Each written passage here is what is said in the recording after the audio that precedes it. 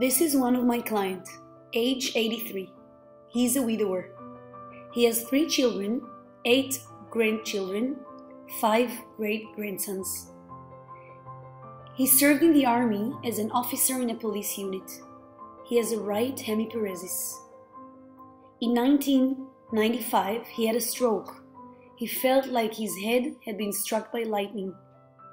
He comes to our session with a cane. He has now been doing Pilates for 3 months. His goal is to be able to climb the stairs.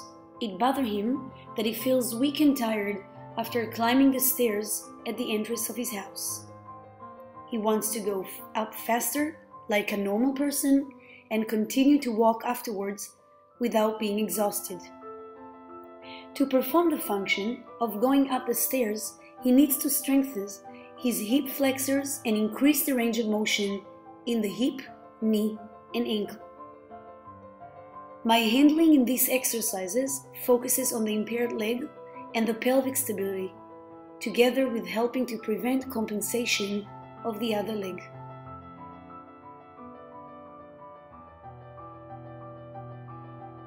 Activated movements are important to strengthen the quadriceps and the calf muscles and to keep the muscles at their proper length.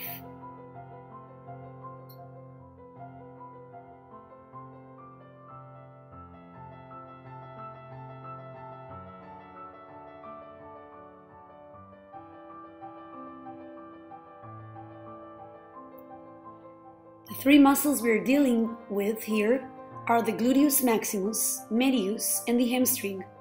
These are the muscles we need to strengthen.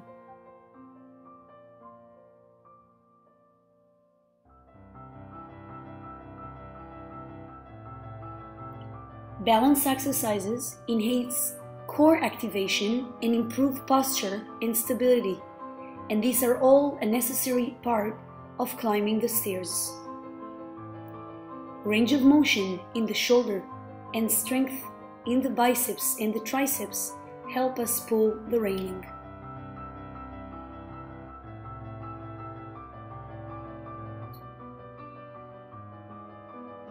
I am happy to say that after 3 months of work, he is now able to climb 20 stairs without stopping to rest and can continue walk to the cafeteria on the same floor. You can imagine how impactful this is to the spirit of a debilitated person like him.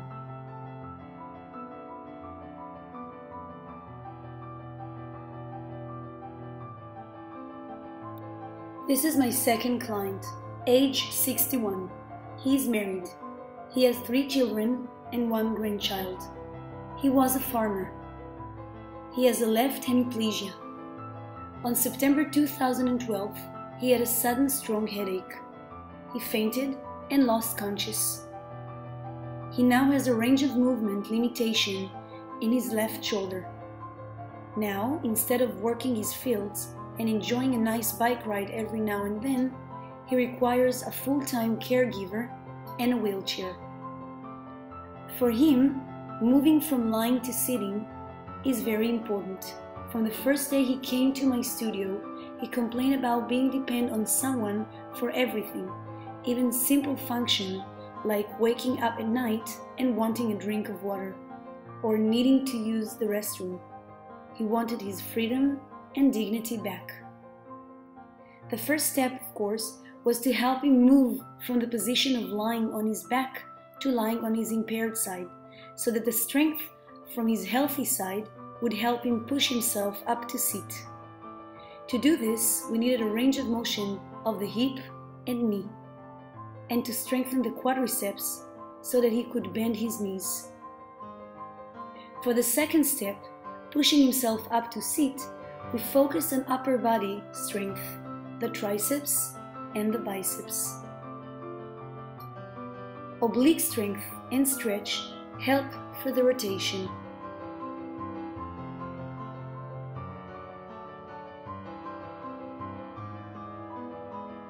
It is important to look at the handling of the knee and ankle to direct the movement, increase the range of motion, and prevent the knee from open and the foot from dropping.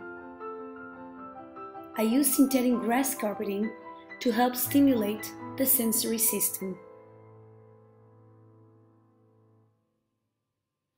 Now that he was able to sit, we needed to work on his balance.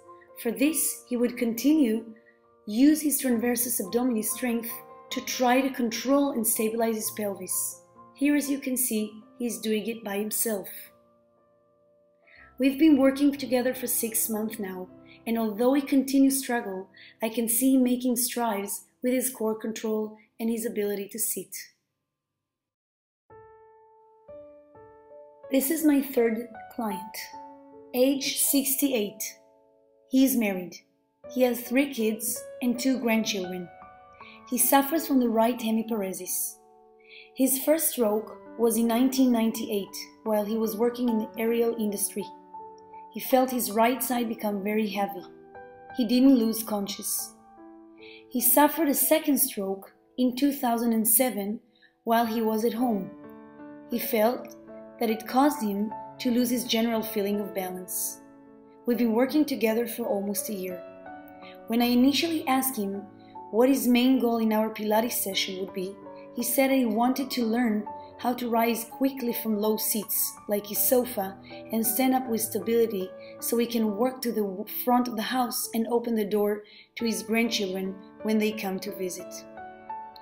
In this exercise, he worked on his spine and pelvic stability while attempting to increase his range of motion in his shoulders. Here, he activated his hamstring and gluteus and stretched the hip flexors.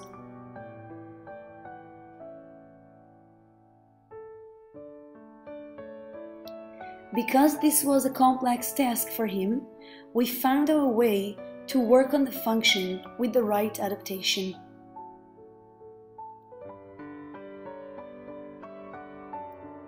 We work with the impaired limbs, but also with the healthy side to gain more confidence and feeling of success.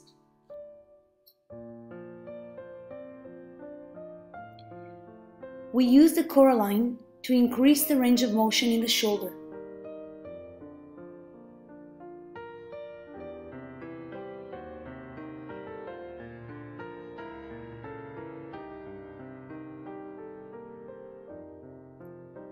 To increase the range of motion in the hip, knee and ankle, and being balanced when standing.